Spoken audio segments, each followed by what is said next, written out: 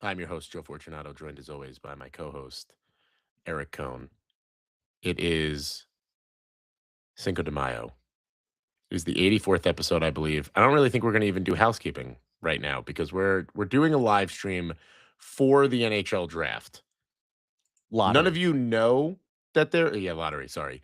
None of you know that this is happening. We're doing this literally live. We're kind of doing a test phase. You may be watching this right now. And if you are, we love you. We appreciate you. It's popped up on your feed.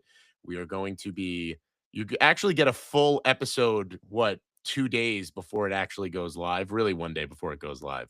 So let me give you a quick update of what's going to happen here. It is 7:04 p.m. Eric and I are going to do a live, I guess, reaction to the draft lottery. We are going to discuss how the draft lottery came out one way or another for the New York Rangers until about 7:45. Blueshirt Banter Hartford expert Keegan Jarvis will be joining us from 7:45 to probably 8:45. There's a lot of shit to talk about with him. And if you're not watching this live, you are listening to this or watching it theoretically on Thursday as normally would be. So We thank could you do all for one listening. bit of housekeeping. Sure. This is the 83rd Oh, it's the episode of the 83rd? podcast. There is no Ranger who has worn number 83. Oh, right. Last week was So Straka. it So there you go.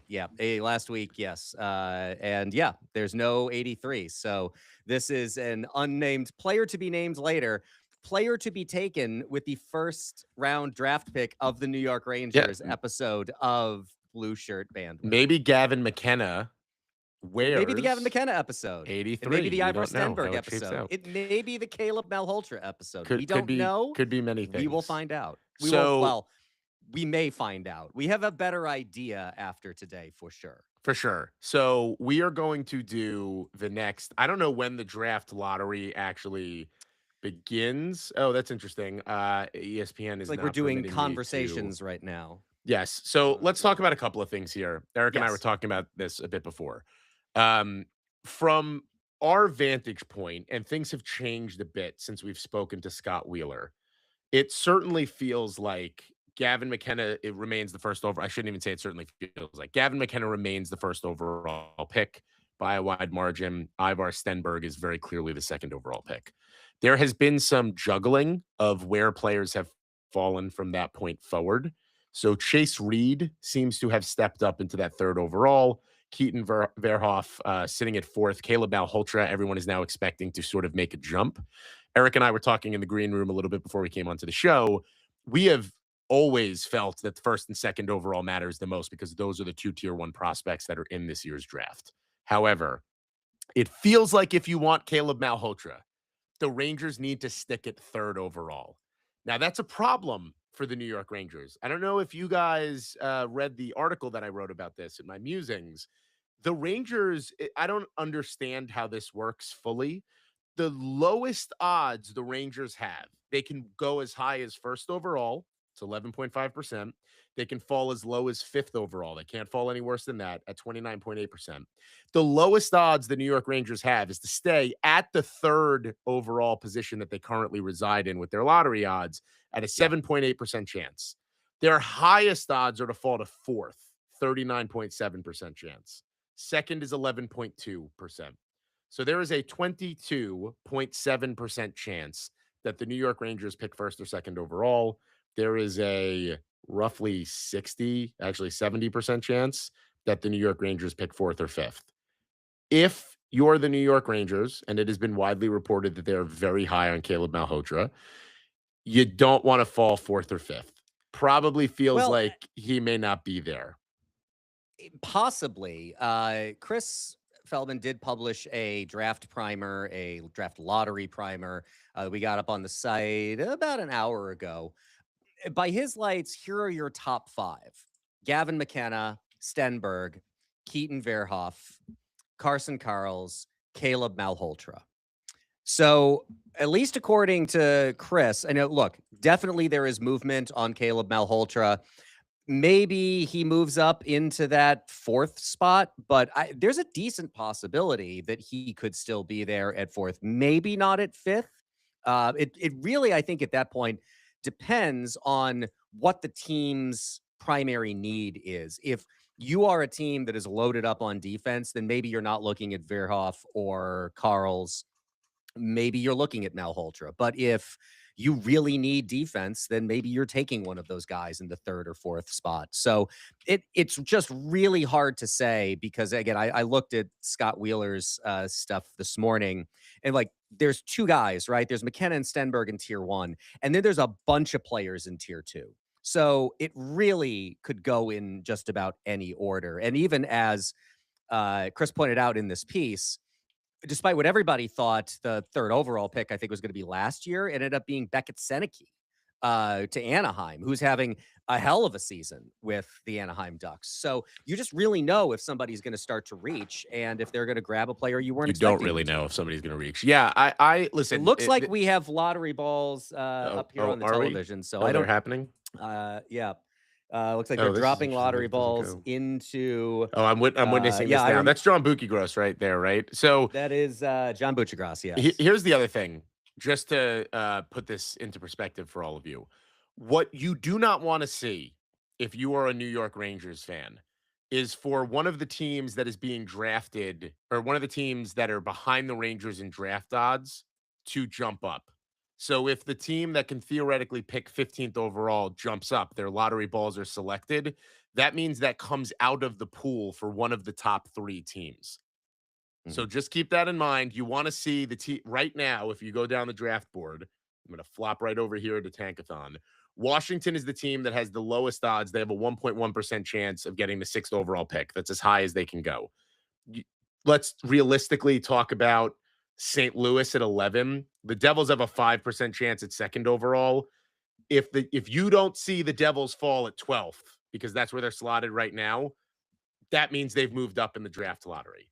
The first team that can actually get to 1st overall is St. Louis with a 3% chance at 11. So those are the places that you want to make sure. You don't want to see other, names drop in here. You want it to stay in the order that it's in as far down the line as you can go until hopefully the New York Rangers are the ones that jump up first. But we'll see if that actually ends up happening, obviously. For what it is worth, going back here to Chris's piece, which is really good, I recommend you read it, even though many of you will be reading it after the lottery is done. With the 3rd overall pick, these are in order, according to Chris, the top 5 prospects he would like to see the Rangers draft if they end up in that 3rd overall spot. 1, Caleb Malhotra. 2, Carson Karls. 3, Vigo Bjork. 4, Albert Smits. And then 5, Chase Reed or Keaton Verhoff. Now, I do believe that is a bit informed by the Rangers' needs. And his point is a good one too, which is the Rangers need defense and they need centers. If you really do believe in Caleb Malhotra, and I got to tell you, Joe, from some of the highlights that I have seen, like I'm also kind of it feels very uncomfortable getting excited about somebody named Malhotra possibly joining the Rangers for obvious reasons. Like it is triggering some PTSD Vietnam-like flashbacks, but boy, does he look good. And he's doing the classic. This is what led the Rangers to draft Vitaly Kravtsov, by the way, which is not going to make you feel any better about what you just said. Kravtsov had a ridiculous, record-setting playoffs in the KHL in his draft year. Malhotra came alive in the playoffs. NHL executives love that. Absolutely love when that happens. So nothing rockets you up the draft board faster than that being the case. Looks like there are drawings happening here. So you may be ahead of me. I'm seeing time to next ball at 4 seconds. I've 0. So who's getting popped up here? Which is the number 7. This is, by the way, this is riveting if you're not watching this. I know. This is great podcasting. Yes. The best podcasting. All right, Rangers. Looks like the Rangers somehow gained slightly improved. Yeah. Yes, slightly improved with the 7. They have an 11.9% chance at the 1st overall pick. Oh, this is how they do it. Interesting. Okay. Yeah, they draw the numbers. Yes, I like this. I forgot about this. There's a cheat sheet out there that I've seen, and you can look that up to see what the combinations will create a Rangers 1st overall pick. But the Rangers still remain, although Vancouver has up to almost 20% now. Odds. All right, we've got another ball coming here. 2. This one is a 2. Rangers jump up a little bit more. Rangers now at 13.6%. Seattle's at 18.2. That's kind of wild. Well, that's bonkers. All right. Don't now we're like waiting that. on the third lottery ball. I think my heart rate is 140 beats a second, or beats a minute right now, just to be clear. I should, I'm a 90. At least that's what my Apple Watch says here. 3 seconds to the next ball. To the third. This is for the actual first overall pick, if I'm not mistaken, correct? I think this is correct. Again, I've not been listening because we have been talking. We have number 1. Let's see what that. Ooh, Rangers jump up to 18.2. Vancouver at 27.3%. Rangers at 18.2. They are the two with the best odds. How you feeling, Joe? I'm freaking out, Eric. Do you remember the Lafreniere? I do. I was in my car.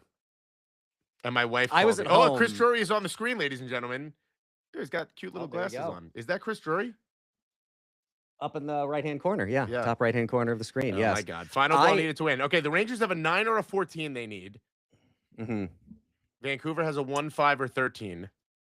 9 or 14, 1, 5, or 13. San Jose should not be permitted to win the lottery. Absolutely should not be permitted to win the lottery. Absolutely should not. 9 or 14 is what you are looking for if you are a New York Ranger fan. All right, can we get to this drawing? 15 seconds. Are we going to do it? My stomach actually hurts. Oh, good. We've gone to like half and half. Are we going to Pepto-Bismol? We're going to need some Pepto-Bismol here. I should have taken it before. Yeah. Yes, we are now running a commercial while we were watching ping pong balls bounce around. This is very riveting television. And it looks like John Buccigross has stepped in front of the screen. Also, great broadcasting here from ESPN. That's good stuff. All right. I guess we have to wait till the end of this commercial before we can. I don't know if you're ahead of me or not. This to be drawn. I think I am like a second or two behind you. Let me know when Stephen A. Smith is off your screen. He's walking and standing in the middle of the screen now. Talking about CarShield. Do you have CarShield, Joe? I do not. My insurance company actually covers my windshield if it breaks. Well, CarShield is just a car insurance policy. I thought I don't know why I thought it was for. I think you're thinking of like a windshield, like yes, like I can't remember the name of the company that does. Yeah, that is literally what I'm thinking of. Basically, CarShield is if you want an extended warranty for your car, if you want regular repairs to be covered. Looks like Stephen A. Smith is off the screen now. We're to another commercial. Yes. Yeah. I'm not kidding. I think my heart rate may be 170 beats a second. You're gonna hyperventilate here live on this broadcast. Yes. Who would even be able to help me is really the question here. Was it 9 or 13? Is what we're looking for? 9 and 14? 9 and 14. All right. Here we go. Looks like we are coming back. Chris Drury looks as excited as he always is, I got to tell you. 9 and 14 are the numbers that you are looking for. 9 is a pretty legendary number for the New York Rangers, to be clear. Indeed. 1, 5, or 13 for Vancouver. Oh, boy. Well, we're going to start the countdown, 10 seconds until the next ball. All right. Here we go. I don't even know if I can watch. You are a couple seconds ahead of me. 3 seconds. You don't want to watch. Seconds. Look away, and I will tell you. Well, no, I'm watching. 12. Right, Toronto wins the lottery. Wow. So Toronto deserves this. What a after week for the Maple Leafs. Yes, they deserve McKenna. This is ridiculous. That's Matt Sundin, right? That is Matt Sundin. Yes, we will talk about Toronto. Yes, we will have a conversation about Toronto. Okay, so yes, first overall pick, the Gavin McKenna sweeps, or is that the case? Yes, it is. Toronto wins the draft lottery. Toronto is first overall. Wow. Wow. So that played out about as well as it. So now this is where this becomes a problem, by the way, because that 5 slot is now open for the Rangers to fall into. Yes, they can fall that far. Yes, if Toronto would not have won, it would have helped keep the Rangers at least 4. But okay. I guess we're gonna have to wait for the next sequence of events to occur. So, like, I'll tell So, Joe, you. how many seasons before the Toronto Maple Leafs successfully run Gavin McKenna out of town too? Well, we'll see how quickly it goes for Austin Matthews. I will say the press conference while we're here with Toronto, the press conference of the is it Chuck? How do you pronounce his name? Chayka. I think it's Chayka. Chayka. Like I was some of the best theater. Listen, I am not a Steve Simmons guy by any means at all, but just absolute theater for, you know what, by the way, fuck this actually. This also has feelings of like rigged bullshit. Now that I'm thinking about this, like everything that just happened with Toronto and now they win the draft lottery, this is bullshit. I don't like this. I don't like the way this looks or feels. Can we go back to Simmons for a moment? Yeah, sorry. I apologize. I just had a little outburst there because I'm pissed. I agree with you. It was incredible theater. I think, and I understand because it is Steve Simmons, why he didn't do this. There was absolutely a way to ask that question and not come off like an epic asshole, which is what he did. I think given Chayka's record with the Arizona Coyotes, perfectly fair to ask about that history. The other thing that I thought was weird, though, was like directing the question to Pelly and not to Chayka himself. That's kind of like a bullshit coward move in my book. Like the guy is right there. It's not like he's one-on-one with Pelly and he's asking him about that. But maybe you lead with asking Chayka a question about his record and let him answer it in that sense. And other people, to be fair, did ask Chayka somewhat about his record, but that just came off to me as very weird. I think there was just a less asshole-ish way for them to do that, for Steve Simmons to do that, than he actually did. But there's some fairness to the thrust of the question. Chayka certainly fucked up when he was with the Arizona Coyotes. His record there is not good. He was also, I think, 26 when he got that job, which is also insane. Yeah, I understand the question about his selection into this role after everything that happened in Arizona.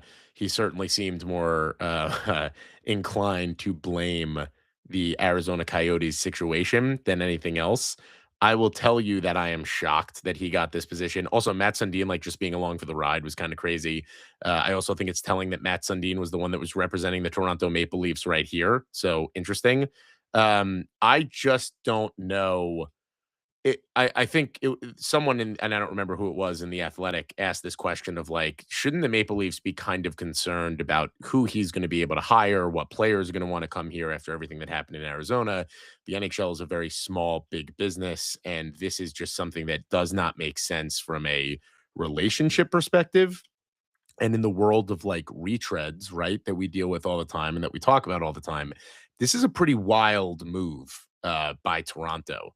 And, you know, it's more wild just because it's Toronto, right? Like I would expect, it's not that I would never expect Chayka to get another opportunity because, again, to your point about retreads, I think it's wild because it's Toronto. Like this, given all that's going on with the Toronto Maple Leafs, is who they're turning to, is kind of fascinating. The thing that gave me pause about the Steve Simmons stuff is the kind of dinosaurs that I'm sure are answering phone calls from Steve Simmons, I have no doubt, didn't like Chayka when he was immediately hired by the Arizona Coyotes, because anybody younger than them who might do things slightly different than the old boys club way that they do things is probably not going to be well received. Now, that may be an entirely justified opinion about Chayka himself, but it's also the kind of opinion that I would expect the kind of people who answer phone calls from Steve Simmons to say about anybody younger who thinks about things differently than they do. So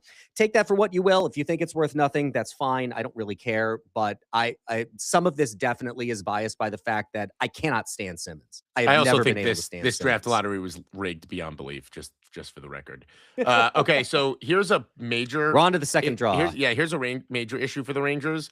The Rangers cannot stay at third overall, from what I can gather. So they are either getting second, fourth, or fifth, and 4 and 5 are bigger numbers than 2. I think they can stay at third. I'm seeing people report that is not the case. So maybe I'm wrong. Keegan, who will be joining us. Keegan, who will be joining us in a bit here, says Rangers can pick anywhere between second and fifth. Yeah, I don't. Okay, well, I guess we'll go with Keegan then. Yeah, We have I to don't. I trust mean, our we own will boy. find out. We have to trust our guy. So there you go. Okay, first lottery ball is 11. It's a good number for the Rangers in history. Not a good number here. They fall down to 10.5%. This is fucking bullshit. I hate this so much. This is not going to end well for the Rangers, unfortunately. I was so like I am seeing the people saying that they cannot stay at third now, which is interesting. Again, this is such a it would be like wild easier way if of they doing made this a things. little bit like why can't you just put a bunch of lottery balls in with different teams and just have it come up that way? Okay, the Rangers now. Oh, they've jumped up to 13.6. Okay. So there's that at the very least. We have that going for us.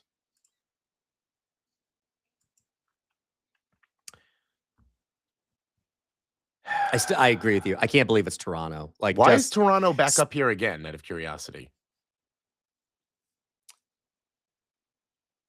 Right? Am I crazy? Do they have multiple picks in the first round? I don't know. They're not. There's no way they're permitted to win first and second. I mean, they can obviously, but I don't know why they're there unless they're picked. That would be some insane bullshit. Maybe their pick if they win swaps. Oh, so the Rangers. Oh, Toronto. How is Toronto? They must have another first round pick here. No, I think it's their odds maybe, and then no, it's the one that they have from Boston. Or is it the one that going to Boston? I think it's if it's below. Is it so? There's a pick that they sent to Boston for Brandon Carlo. Oh, and I wonder if it's a not top 5. But isn't it protected? I believe. I think it's top 5. All right, so the Rangers need a 1 and a 13. 1 is also a good number for the New York Rangers.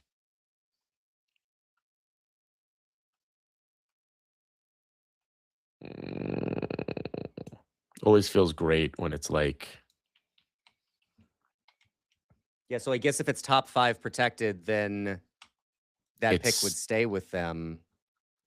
So I guess they acquired another pick. I guess I can go to while we're 2. So Toronto. Oh no, 7. I'm sorry. So 7. San Jose, cool. They get second overall. That's awesome. All right, so this is played out pretty horrendously for the Rangers as expected. So the Rangers will probably be picking 5th.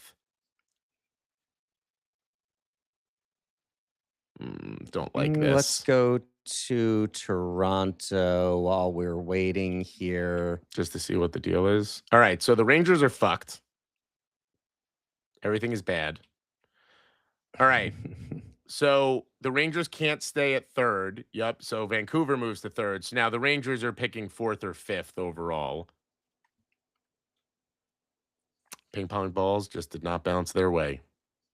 They did not. They did not. And it has put them in the dreaded. I mean, I have serious thoughts that Malhotra is going to go 3rd overall. I just can't shake that. Yeah, I'm just telling you. I'm just telling you how I feel. I'm telling you, I hear that's how you feel. I don't know that I buy that. I just think that there have been too many defensemen who have been ranked too high over time to think that all of them are going to fall and Malhotra is going to rise that much. So I think 4th or 5th is probably still plausible that it's there. All right, so the Ranger, we have to listen to Mike Greer now. I'm not listening to this at all, actually. All right, so let's talk about fallout here. The Rangers don't get one of the 2 needle movers in the draft. Let me ask you a crazy question, Eric. Let's go out into the future. Let's say the Rangers get 4th or 5th, whatever. Malhotra's off the board by the time they select. Do you trade the pick to try to get more capital? Would I do it? Yes. What would you do in the circumstances? Obviously, this is all hypothetical. There's no one on the draft board, you know. I am. I think we talked about this last week. I'm not opposed to trading down. Now, that's the ought. The is they're not going to do that. So, yeah, sure. This is just you or I talking right now. Yeah, I think there's a plausible argument for it, but I also think that like the Rangers need defensemen, and you're going. Oh, is this how it shook out? Yep, 5th overall. Okay, yeah, okay, exactly. The worst way that it could have fallen for the New York Rangers is how it falls. Cool. Yep. Great. Appreciate that. Now, I mean, now do you think Malhotra's on the board at 5th? Maybe. I hate that Again, answer so like much too. I think you are. I think you've been spending a little too much time reading Dude, Twitter and I'm not doom actually scrolling, thinking baby. of Let's how. go. I'm sure you are.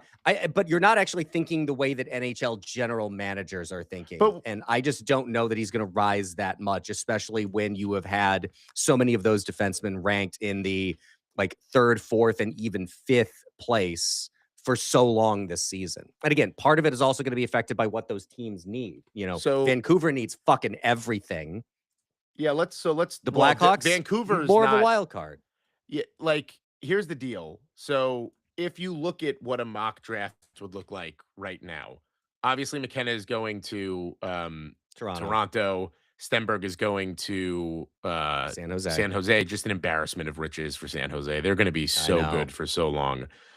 Vancouver does get a little wonky. You're right. I don't trust Vancouver to necessarily do anything correct. Interesting. Well, To yeah, see for two there. reasons, right? Because they need Chicago. everything. They need Chicago might everything, need and they're defense, to insane. be honest with you.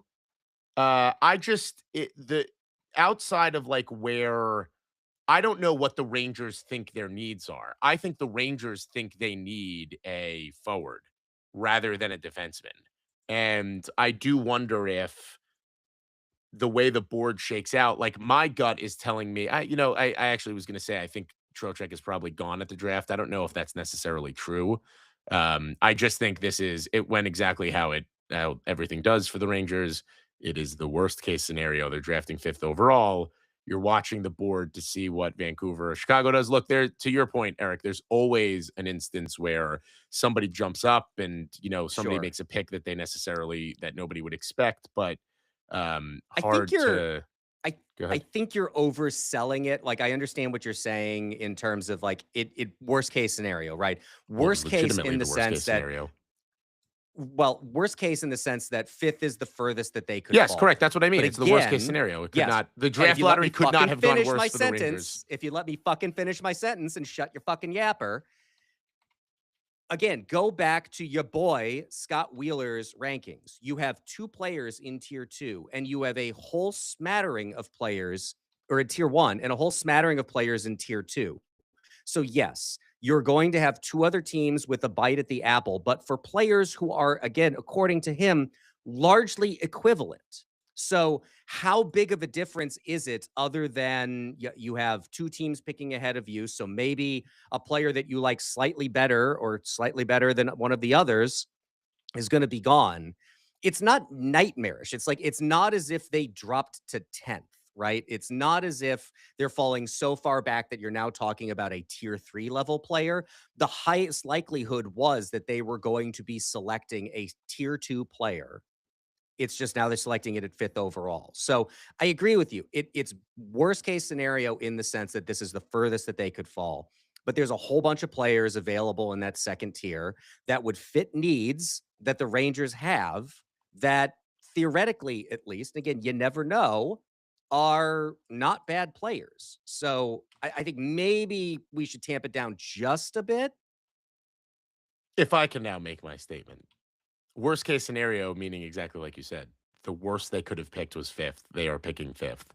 Right. I think I said this on the last podcast. Somebody that I spoke to that I respect a lot in terms of prospects basically said there's going to be a lot of good players in the first round of this year's draft. They just don't know who they're going to be. And outside, to your Yeah. point, outside of McKenna and Stenberg, it really could be anywhere there, which is where some of this, like, if you're picking fifth overall and you have a couple of guys very high up on your draft board, again, I'm projecting that Malhotra is one of them. If Malhotra is taken, should Chris Drury then look to see if he can't garner more draft capital in the draft or whatever, just to see what Sure. he can do? Now, the other thing I'd like to amend, and this might have been in a Charlie, I don't know if we're doing the Ombudsman report, probably better to not at this point. The best the Rangers draft pick can be from Dallas is 23rd overall. I'd just like to amend that. And more than likely, it could be as high as 27th, which the way things are going Low. today, it will be 27th. So that's something to like. So the Rangers do have, look, I don't think there's any scenario, especially looking at the teams here, right? Vincent Trocheck and the first round pick is not moving you up into the 1 or the 2. There's absolutely no reason for either of those teams to give up those picks. Toronto needs all the good capital they can get. They won the draft lottery. Congratulations. There's no reason for San Jose. It is an interesting point, though, to the point that you were making, Eric, where San Jose actually does have forwards. Maybe they want to trade back from a defensive standpoint to draft one of the defensemen. I doubt it, just because they're the only two players in tier 1 in this draft. But Yeah. I could see Drury at least calling his boy and seeing if there's something to be done with the 5th overall. And I don't think the 5th overall on Braden Schneider's enough to get there, obviously, but I'd at least kick some tires if I was Drury on this. I would be surprised but not shocked if I that was going to came say I would be to shocked be. if it actually happened. I think it's plausible. I mean, you make a good point, right? That like San Jose is loaded in its forward ranks. Like, I mean, you have Will Smith, Michael Bisa, Macklin Celebrini. Yes, well, obviously you would love to be adding Ivar Stenberg to that if you were the San Jose Sharks. But yeah, I mean, they certainly have other needs. Defense is one of those needs. So it's not insane to the point where I would say that I would be totally shocked by it, but I would be surprised if that happened. All right, Keegan comes on in 10 minutes. Overall thoughts here. If I had to pick, I'm certainly disappointed. I would have really liked to not fall to 4th or 5th. Of course. Like we said before, the chances of staying at 3rd were basically they were the lowest odds by a mile. The Rangers falling to 5th overall does leave them sort of in the hands of what's going to happen in front of them. Obviously, I'm not breaking any news by saying that McKenna and Stenberg were always off the board if you didn't win the lottery. The question now becomes, and again, the reason I'm harping on Malhotra is simply because we know that the Rangers are very high on him. So, like, I know that that's a target of theirs. I've heard nothing about Chase Reed. I've heard nothing about Verhoff. I've heard, actually nothing about really anyone else except for Malhotra. My gut, and to your point, Eric, we don't know how this is going to play out. Who knows? My gut is telling me he probably doesn't last to 5. And I'm curious to see what the Rangers do in response to that, especially in the moment. But Yeah. this obviously is not the way that Drury was hoping it would play out. The only mitigating factor for me there again is your gut and the guts of NHL general managers are not the same thing. Sure. Fair. Is I that feel the like end of your you point? I think that you are possibly just way too high personally on Caleb Malhotra and projecting that onto a lot of other people. I'm actually not. The only point, like I just said, the only reason that I'm talking about Malhotra is because he's been linked to the Rangers. I don't have any indication. I have no No, outside of McKenna and that. Stenberg. That's I not don't what I'm have any saying. personal bias to anyone. I just feel like that just felt like a Well, fit. it Obviously, is 'cause what the you're Malhotra piece saying. too. Is But what you're saying then that because you just think that everything that the Rangers want is going to go wrong for them, that's why you think he's going to be gone by 5th overall? correct. Yes, that is literally Okay. that is literally what I'm saying. Okay. If you're asking me to that's fine. realistically put something out there, I feel like Malhotra would be somebody that the Rangers would be interested in. They certainly need, I agree with that. centers. They probably don't want, and I shouldn't say want. I think their preference would be for there to be more forwards available to them. I do think the gap between Lawrence and Malhotra has really exaggerated. Some of that, again, is playoffs. Remember, literally the reason the Rangers drafted Kaliev was because of his playoff performance in the KHL. Kravtsov, I'm sorry. And I just feel like playoff performances are one of the things that get these guys fired up, that they think these are 16-point game players and these are guys we can bring over. Where I'm having a little bit of trouble and why I'm projecting Malhotra into this is I would be a little surprised if the Rangers took a defenseman, just because it feels like they have more issues at like offensive forwards than anything else right now, and it's what they need more of. Do But they? you're also dictated by who's available at the draft. Yes. So I'm Yeah. just curious to see how Drury handles this. I really just don't know that they need, I mean, they need forwards and they need They kind of defensemen. need everything. Like, that's to just be the clear. reality. Yes. Right. I mean, they need everything except for goaltending. Beyond, they should definitely be taking a goaltender later in the draft that they can run through the magic of the Rangers goaltending machine. But they really need everything other than goaltending. So I just don't know that that's going to be the case, that they're going to look at it and say, oh, well, we just cannot take a defenseman because we just have such a clear need at forward. They have clear needs at defenseman too, especially if you accept that Braden Schneider is more than likely out of here. Oh, we have, I'm on Twitter and I'm looking at, we have live views right now. I'm waving my I tell you hand what, to see how we have accurate they about would go. 5 minutes before Keegan joins us. My ADD completely took over there, and I was just looking at myself talking that, on the yes. screen. Yes, sorry, I'm back. All right, so Keegan's coming on in 5 minutes. Go ahead. 5 minutes, yeah. I'm going to run quickly through because it's a pretty short ombudsman report this week. So to tell people what we got wrong from last week, this is the podcast ombudsman report for episode 81, where every week Charlie listens to the podcast and tells us everything we got wrong, starting with Michael Nylander. The discussion of New York Rangers legend Martin Straka brought up the Rangers' tenure of Michael Nylander, who had the good fortune of centering Jaromir Jagr for 2 seasons. As Joe and Eric said, he was at his best with the Rangers, putting up 162 points in 160 regular season games.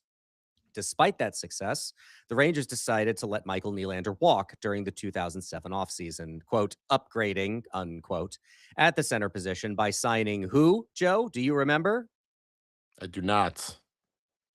Scott Gomez and Chris Drury as free agents. The most points that either of them put up in a single season was Gomez's 70 during 2007-2008. And has been previously covered by the ombudsman. Neither played out the contract they signed with the Rangers or any team. We are still paying for the sins of the 2007 offseason to this day. Unfortunately, Joe and Eric repeatedly referred to Michael Nylander as William Nylander. William Nylander is Michael Nylander's 30-year-old son, who is on the Toronto Maple Leafs, at least for now, at least until they decide that he isn't a 16-game player and trade him for more grit. Michael Nylander's career high in points was 83 in the 2005-2006 season with the Rangers. William has topped that total 3 times and came close this season by putting up 79 points despite missing 17 games. While discussing Jagr and his long and illustrious career, Eric mistakenly said that, quote, Jagr went on to play 10 more seasons in the NHL. Jagr actually went to the KHL to play 3 seasons with Omsk on Avangard before returning to the NHL for 7 more seasons with long list of teams: the Flyers, the Dallas Stars, the Boston Bruins, the New Jersey Devils, the Florida Panthers, and the Calgary Flames, before calling it quits in the NHL in January 2018. Jagr has since gone back to Czechia, where he still played 9 more seasons for the Kladno Knights, including 6 games this season. While Jagr has not officially retired, he has said that his professional hockey career is likely complete back in March. Rangers international incident. The question of which Ranger is most likely to cause an international incident reminds us of the fact that the Rangers already traded the one player who actually did cause an international incident, which the ombudsman covered back in December. That, of course, is Artemi Panarin. 2014 Eastern Conference Final. While discussing the 2014 Eastern Conference Final, Eric said that he remembers the Rangers beating the Canadiens 7-1 in Game 1. Game 1 was actually 7-2 Rangers win. Carey Price was pulled during the second intermission and would not play again in that series. Final 2 here. McDavid contract. Eric and Joe suggested that McDavid gave the Oilers a discount between $5 million and $15 million. McDavid's extension is for an AAV of $12.5 million starting next year. The NHL salary cap is going to be $104 million next year. The maximum player contract is 20% of the salary cap, which is $20.8 million. Therefore, McDavid is giving the Oilers an $8.3 million discount for the next 2 seasons. And finally, buddy, good for you. It was awfully bold of Joe and Eric to make predictions about how the draft lottery is going to go for the Rangers when they're going to be live streaming during the lottery. For the record, Joe predicted that the Rangers will pick 5th. Good job, Joe. You nailed it. And I predicted that the Rangers would pick 3rd. And that concludes the Ombudsman Report. All right. Before Keegan comes on, he's coming on in 2 minutes. I've been texting a group of people. All right. And most of the responses I have gotten back, to the point that Eric was making before, nobody feels like there's a major difference between 3 and 5 in this year's draft. So there you go. There you go. I would rather the Rangers take a forward. This is me personally now. I think I agree with you.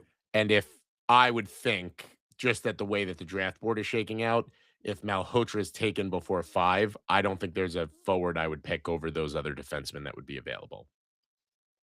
Unless you trade back. You're not into Tynan Lawrence? Not at 5. And if you're into him, then you maybe trade back to 7 or 8 or whatever, and see if he's still there, and see what you can't grab. The wild card player, I think, is, and I know Chris has talked about him extensively, Viggo Bjork. The problem is 2 things. One, I think profiles too far back already in the draft for a 5th overall pick. I think the Rangers would be inviting a hell of a lot of criticism. And he also does not profile as a Chris Drury type player, both of which militate against the idea that he will be selected. But I think that is probably, by my lights, your most talented forward who is going to be available. But man, would they catch some hell probably for taking him at 5th overall. Well, and that's a player too that theoretically could slide their way back into the 20s. Sometimes those guys just slip. So possibly. Well, we have already talked about something depressing, which is the New York Rangers falling to the worst possible draft position that they had. We've now brought on Blueshirt Banter correspondent Keegan Jarvis to talk about something somehow even more depressing, which is the Hartford Wolf Pack. Keegan, welcome. You're joining. Welcome to the pity party, Keegan. Yeah, Eric and I already hate ourselves, so now you're joining this little. You're joining us as well. Can I offer you a bleach teeny? I'm in. All right. Bleach teenies all around. He's probably had to have a few of those as he's been subjected to quite a few Hartford Wolfpack games. So, Keegan, before we get to the mass firings, which it's a dark show when everybody losing their job is the positive outlook on a situation. Why don't you give some high-level thoughts? Yes, mass firings. Why don't you give some high-level thoughts on Hartford, just for people who are maybe not? I think we've referenced that they're an unmitigated disaster. It's better to hear it from the source. So why don't you give us just a quick elevator pitch on just how much of a piece of shit things were down there? Absolutely. And first off, I thank you guys for having me back on. Great to be back on for the first Banter live stream. Is that what we're officially calling it? That's the very first one. This is. Awesome. I'm glad I can be the guinea pig for the group. Yep, absolutely. But yeah, so diving into Hartford this season, disaster is probably the nicest way to put it, I think. You could use a lot of other terms that might be a little more mean, but we'll stick with disaster for now.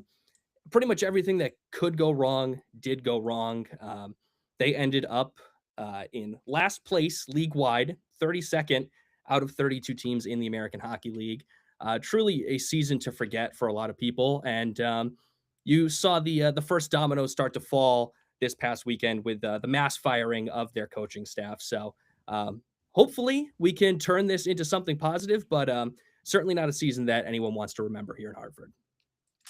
So it's not very often that we advocate for mass firings.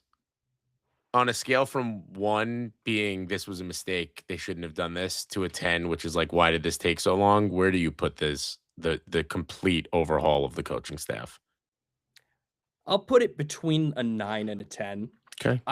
The only reason I'm not a firm 10, I think there's a little bit of validity to my kind of take on things, is that I believe that they gave Grant Potulny and his staff kind of the season to figure it out. And if it didn't work out, I thought they were pretty much gone. And so it was a justified firing, was probably a deserved firing. And I feel a little bad for saying that, because I did have a pretty good relationship with Grant. But you look at the results on the ice, and what else can you do other than clean house after a season like this?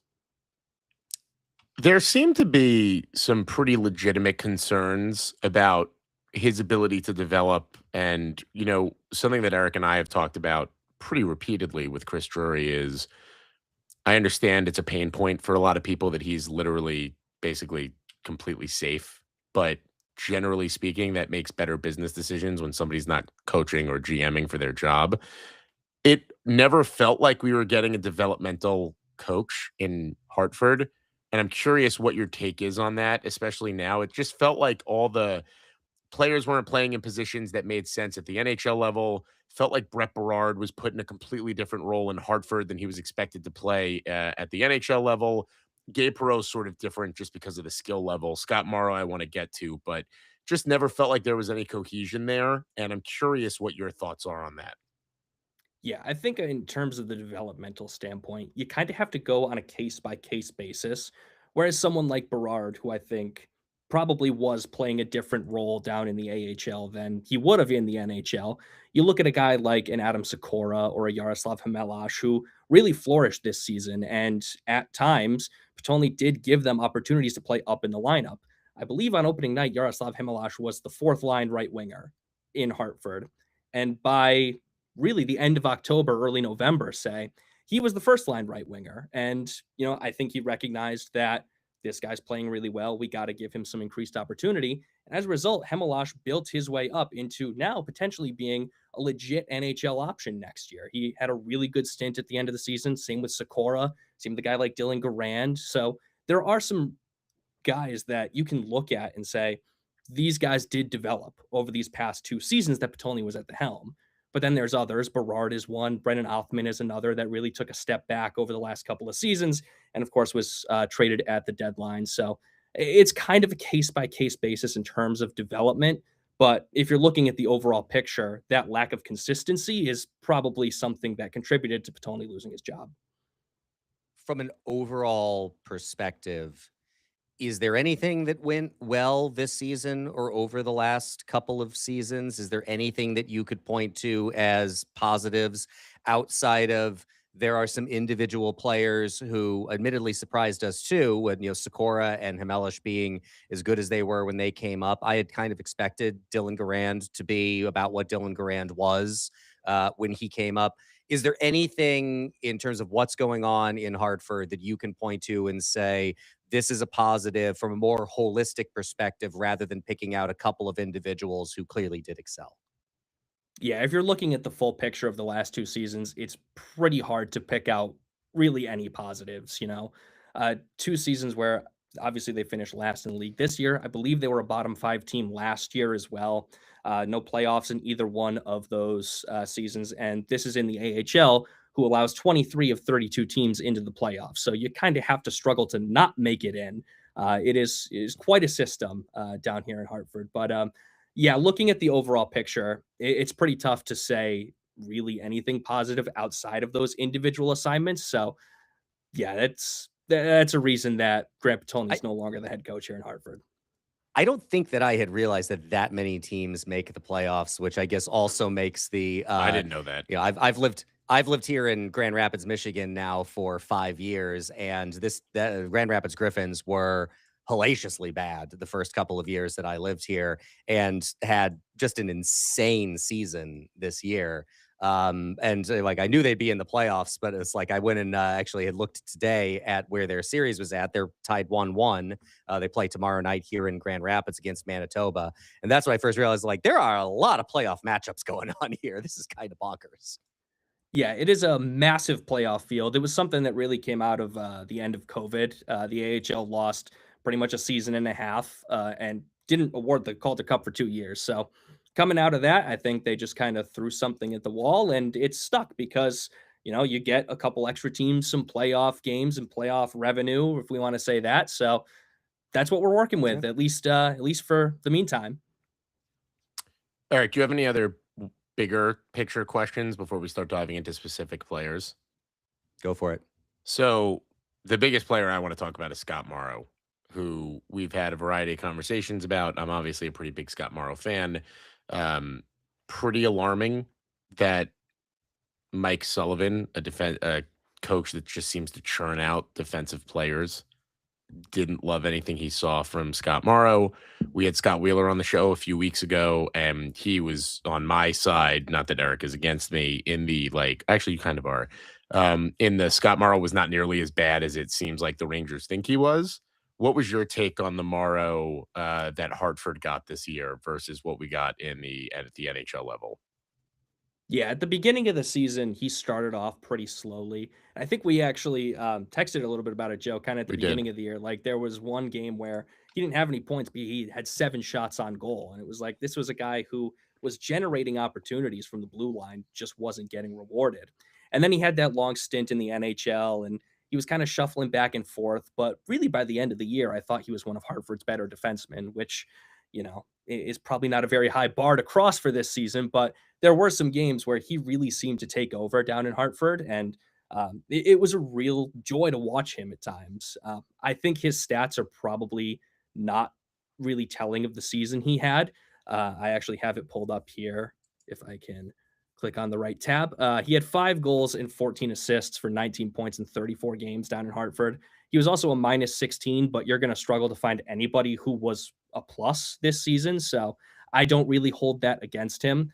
I thought Morrow was pretty good down in Hartford. He might not have been that AHL All-Star level that he played at last year, but I think he's a guy that probably should have gotten a bit more of a look in the NHL, especially on the power play. That is his bread and butter type of thing. So the fact that Yeah. he didn't get that was really surprising to me because he did kind of excel in that role here in Hartford. Can you clarify that when you say that he was one of the better defensemen in Hartford, do you mean that he was he showed the offensive talent that I think we were all expecting from him? I mean, again, I take your point well in terms of nobody was probably a plus this year in Hartford, or really, I don't know how many we even were on the Rangers. Or did he seem to be a more well-rounded defenseman in Hartford? Because I think the substance of the disagreement that Joe and I have about him, which is less a personal opinion of mine saying that I don't think Scott Morrow should be given time, is again more in my is-ought distinction stuff.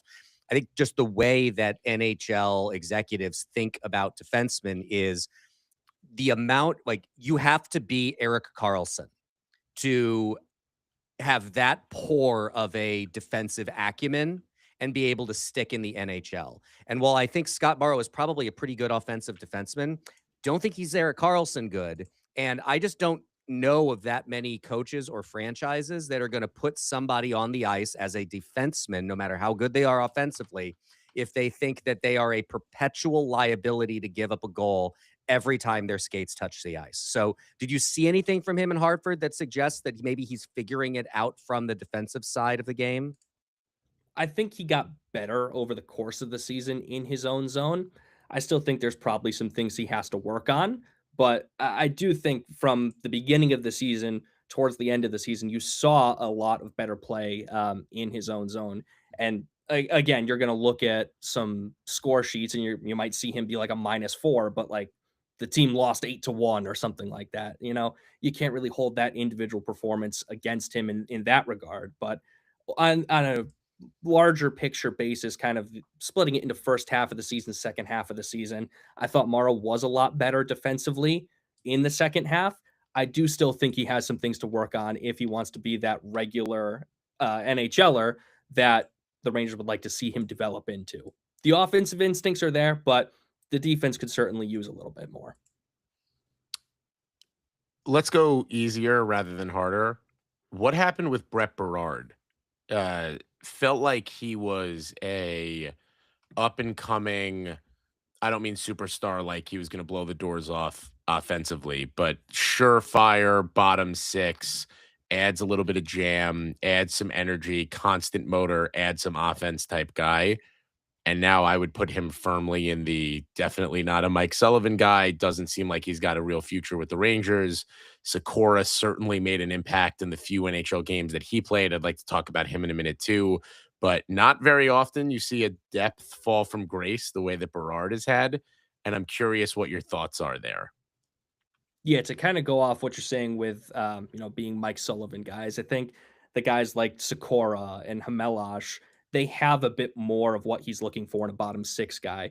They're energy guys. They're gonna lay hits. They're gonna get in on the forecheck. They're gonna win some board battles. And Berard has some of those qualities too. He can bring energy. He's got speed to get in on the forecheck, but I think when Sullivan is putting together a bottom six, he's going to look for a guy more like Sokora or more like Chmelar or more like a Ty Cartier, who the Rangers claimed off waivers this season, who will throw hits and can score if they have to, but they're going to be more just guys that are tough to play against. Berard just didn't really show that this season. And then when you're not showing that and the offense isn't really clicking in the way it has in the past, it ends up with a season like this. So it was kind of a tough season for Berard. He did end injured. He ended up having an injury. I believe it was like mid-March. He got into a fight, I believe, if I'm remembering correctly, and that was pretty much it for the season. So I don't know what's next for him. He's a restricted free agent, if I'm correct. I don't know if the Rangers will qualify him. I don't know if maybe they won't. It's going to be a very interesting case. I think he's probably one of the more interesting cases coming into this offseason, but a really tough year for Berard, a guy who I've really enjoyed watching in Hartford this season, or the last few seasons, rather. I hate to do it. I'll give Eric his flowers. Eric was one of the ones who was at the beginning of the year was like, I just don't see what the hype is with this guy. It never made sense to him, and ended up being spot on that this is, look, I really liked Berard. I liked Berard a lot last year. Part of my concern with Sokora is much like I think we got enamored by Berard last year because he was a good young thing on a really shitty year. And is that what happened to Sokora this year? I'm not pinning that on him. I think Sokora has a couple of things going for him that Berard did not. Sokora's played in a shitload of professional hockey games, if you're including like the time that he spent overseas and in the AHL. Is he even 21 yet? Keegan, I think he is, right? He just turned 21, if I'm not mistaken. He turned 21 this year. His rookie year in the AHL, he was 19. He turned 19 in like that September. So he was very young in his rookie season. So he's still a very young guy. So there's a lot of room to kind of grow there, in my opinion. And Sokora got gushing praise from Mike Sullivan about the fact that he was just absolutely never had a bad day, and he scored some goals and added some offense for sure, and just felt like that was a bigger Mike Sullivan fit than anything else. So Keegan, I'll throw it to you. Do you have similar feelings of kind of how I've been excited to see Sokora for a long time? I'm actually very happy he got his opportunity with the Rangers. That I think he's going to fill that depth role that we kind of thought Berard was going to fill. What are your takes from having watched him for 2 full seasons?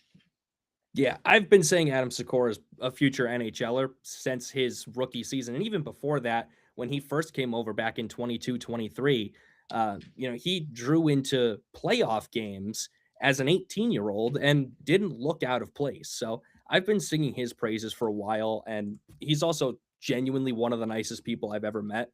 Like, he and Chmelar, this is a real story. They offered me a ride once after a Wolf Pack game in like last January, I believe. So I was super happy for him to see. Sorry, did you not take them up on it? Listen, the story goes, I was walking out of the People's Bank Arena. It was then the XL Center. And kind of the way you go out, you go up the like service entrance, right? So I'm walking up the service entrance onto the street in Hartford. My car is in a lot across the street, so it's not a far walk.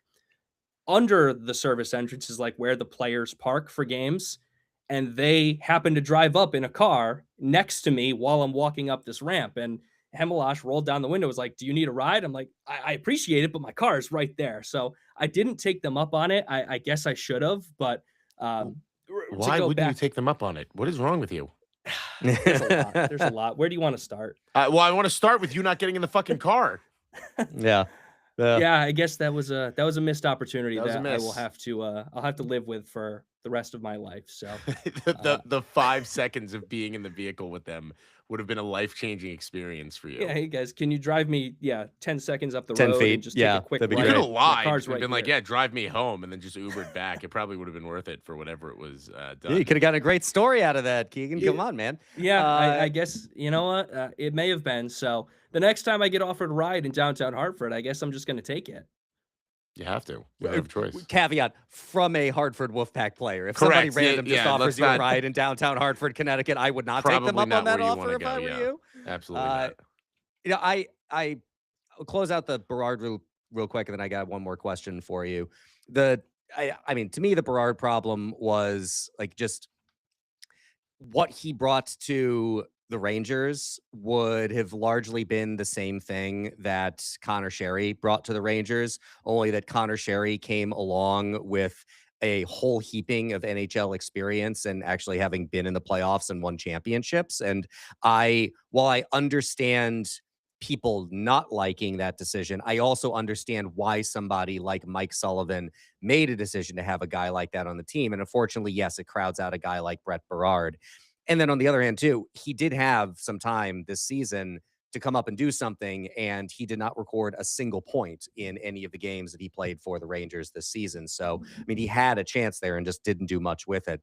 That being said, we've talked about Berard, who came up last year. We've talked about Chmelar. We have talked about Sokora. We have talked about Garand. Who on the Hartford Wolf Pack that you have seen this past season do you think has the best opportunity to earn a spot on the Rangers next year, either out of training camp or perhaps as things shake out during the season, getting an opportunity to be called up and just absolutely pushing their way into the lineup? I'm going to go with the guy that Chris has been shouting out a ton over the last few years. I'm going to go with Brody Lamb. He turned pro this season, signed his ATO in Hartford. In 15 games, he had 9 points. I believe it was 4 goals, 5 assists, if I can fact check myself quickly. Yeah, 4 goals, 5 assists in 15 games. For a rookie who is turning pro, and even a guy who did play all 4 years in college, that's really impressive. Again, this was my 4th season being around the Wolfpack. I've seen a myriad of guys come in on ATOs and get, transferred over from Europe late in the season. Sokora, Chmelar, Adam Edstrom, Victor Mancini, Noah Laba last year. None of them looked as comfortable in their kind of initial stints in pro hockey as Brody Lamb did. He drew right in. He had a 6-game point streak, which was the longest such streak by a Wolfpack player this season. He just looked super comfortable, and I think he's a guy that really could make some noise next season, if not in training camp, then in the AHL, and could fight his way onto the Rangers next year. I want to go back to Chmelar, who I don't think have talked about probably enough. Definitely felt like he got some looks, got into a fight, I think maybe in his first NHL game. Definitely a Mike Sullivan player, bigger body. Him and Sokora have like a bromance, which because you didn't get in the vehicle with them. But like that feels like a guy who's probably going to make a real case to make the Rangers next year. And I'm not sure he was on anybody's bingo card when we were going into the season. So what was your takeaway from what you saw from him at the AHL level, what you saw from him at the NHL level? Is this a guy that you think is probably not going to be back in Hartford next year? What's your take there? I think I'd be pretty surprised to see him in Hartford next year. He took a really big step forward this season. The development that he went through from last year to this year, it was significant. So I don't imagine he would make his way to Hartford next season. I think he's got an inside track to securing that 4th line right wing spot in the NHL. He's shown he can fight. He's shown he can hit. He's got deceptive speed for a big man. That guy is quick. He can score a little bit too. He showed a little bit of scoring punch. He's got some nice hands. So I'd be surprised to see him in Hartford next year. And again, I'm super happy for him. Like I mentioned, one of the nicest guys I've seen come through Hartford. And I think he is, at this point, is an NHL player. I was unbelievably impressed with him. I think flew a little under the radar because Sokora was just such a bolt of lightning at the end of the year. But I really think the Rangers may have something there. Look, we were going into the season, we were kind of talking about how Edstrom and Rempe could really have the makings of an awesome 4th line for the New York Rangers with Sam Carrick. Carrick obviously isn't here anymore. Edstrom kind of fell out of favor. I have serious questions about whether or not Matt Rempe is an NHL player in general. I wouldn't put Edstrom in the I don't think he's an NHL player category like I would put for Rempe. I'd put Edstrom in like I'm not totally sure that guy is in the fold anymore, but the Sokora Chmelar figure out who's going to be your 4th line center, that does have some legs to it, I would think. So definitely intrigued about that. Let me ask one more player question, and then we can kind of get into forward looking for the Wolf Pack. With Jonathan Quick retiring, absolutely feels like it's Garand's time to shine. I feel like he had an overall good year in Hartford. I'm gonna put him in the Scott Morrow camp of like, what the fuck do you expect when a team is this bad? What is your take on the year Garand had, and do you think there's a reason the Rangers should be not optimistic to throw him in the backup role next year? I think Garand will be the first person to tell you that he had a worse year this year than he did last year. And I think that's just because he holds himself to just such a high standard that seeing a dip in his numbers at all is what's frustrating to him. But when you look at kind of the overall picture, you look at his season, you look at the Wolfpack season in general, this is a guy that every night was giving his team a chance to win. I mean, if we look back in January 28th, Wolfpack hosted the Charlotte Checkers. Garand started that night, had a tough game, gave up 7 goals. For the rest of his time in Hartford, he did not give up more than 2 goals in a game. So, like, he really ended on a strong note. And then, of course, parlayed that into a couple of really solid games up in the NHL. I do not think that the Rangers should have any concerns about him being the backup to Igor Shesterkin next year. And we know Shesterkin is going to be the workhorse. He's going to get the lion's share of starting time. If Garand can give you, 25, 30 starts, you should absolutely feel comfortable about that. Garand is a guy that I've loved watching during my time in Hartford. I've seen his entire pro career up to this point. I've covered him for 4 years. So I really think he's a guy that is going to succeed in the NHL. I believe he's an NHL player. I don't think he should be back in Hartford at all. And he said as much at breakup day. He never wants to go back in the American League. And I agree with him. Even as someone who would like to see him back for at least one more game, he should never be back. He's a guy that I'm really excited to see his career play out. Did he also offer you a ride in your car and you turned him down? He did not. He did Okay, not. But he good to did know. say hi to me by name at a practice once, and he's Oh, the that's only guy nice. that's done that. So I'll give him props there. All right, that's fine. He deserves that. Eric, any other player-specific questions? No. All right, last player question, Keegan. Who is a Hartford Wolfpack player that people are not talking enough about? Not an Oh, yeah. obvious one. Yeah, you're putting me on the spot here. Yeah, that's Um, throwing you a blind pass. here- And I'm here's giving what you a we'll do. little bit of time right now by talking for you to think this through. I'll go with 2 guys that had really solid ends to their season when the season was pretty much completely lost for Hartford, and that's Bryce McConnell-Barker and Kerry Terrance. They really got opportunities at the end of the year. The Wolfpack were dealing with a ton of injuries, and so many guys were called up that they were pretty much just looking for bodies to fill out a lineup. And those are 2 guys that really stepped up.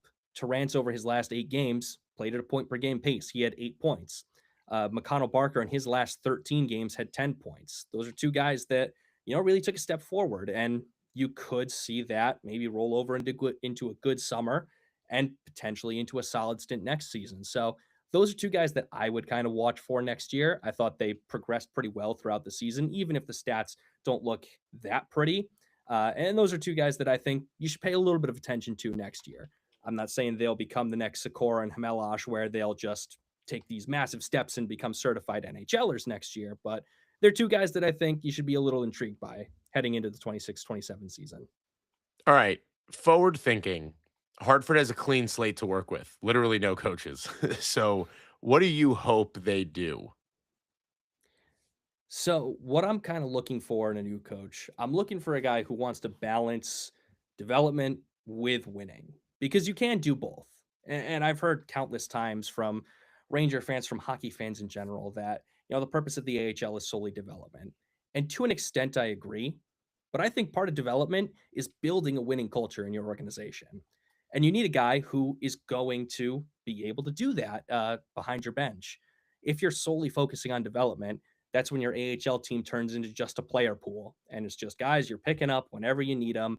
And that doesn't build anything culturally.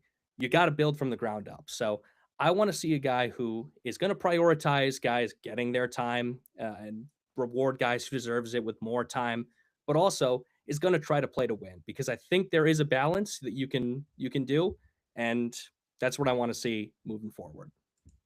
Anyone in mind that you have? There's no specific names I have right now. I've looked around just to see who's available. I would have to imagine you'll probably see someone coming from a Team USA connection.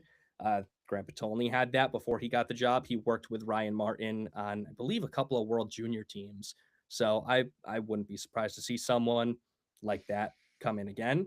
But I don't have a specific name right now that I'm kind of looking for. I'll have to do a little bit of a deeper dive into that over the next couple of weeks. Is this even a remotely desirable job, Keegan? I think it can be. I mean, if you're an AHL head coach, you're one step behind the NHL. Like, that alone makes it desirable. I do think there's some things that need to change organizationally if you want to really attract top end talent, be it players, be it coaches, be it executives. But I don't see why it wouldn't be desirable to someone who maybe wants to further their career a little bit. Eric, I defer to you now. I think I'm good. Keegan, any other things you want to talk about from a Hartford Wolf Pack perspective? I'm glad the season has come to a conclusion. This was a tough one. But even through all of that, I do enjoy getting to go to the arena and getting to bring my coverage of the Wolf Pack to everybody here. So even in a tough season like this, it was still a lot of fun. And the last game I saw was one of the most phenomenal comebacks I've seen during my time in Hartford. So I will take that ending, and we'll hope for better in 26-27. Yeah. Great work and great coverage. We really enjoyed it this season, and hopefully next season is a little bit more fun. And some of those game recap stories that you're publishing at blueshirtbanter.com will say Wolfpack win rather than Wolfpack fall yet again. I want to put out a Wolfpack qualify for Calder Cup playoff piece. There we go. I haven't gotten to do that at Banter yet. I want that to happen next Aspirations, season. Baby. Absolutely. It's the way that it goes. Keegan Jarvis, everybody, you can, Keegan, I'm going to give you an opportunity to plug your stuff, but you should definitely, if you join the banter for nothing else, join the banter to read Keegan. He is the best at what he does from a Hartford Wolfpack perspective. He's at a bunch of games. He does his own little videos before the games, after the game. So just pay attention to Keegan. You should definitely do that. It helps everybody, including me. This is how I become an oil oligarch. So that's how it happens. Keegan, plug your stuff. Let us know what we can watch and read from you. And then, we'll let you get out of Dodge, and Eric and I will take some depressing draft lottery questions. Yeah, I hang out mostly on Twitter at the Keegan Jarvis. You can find me there at Wolfpack Games, just talking hockey. I will have plenty of stuff coming to the site as well this offseason. I've got something in the hopper right now about just a big recap of Hartford's season, and fair warning, it's going to be pretty long. So there is a lot to talk about there. You'll be hearing from me grades, awards, a whole kind of breakdown of Grant Potulny's tenure here in Hartford. There's going to be a lot that you're hearing from me over the summer. So hopefully you stick around, and hopefully we'll see you next season back at the People's Bank Arena in downtown Hartford.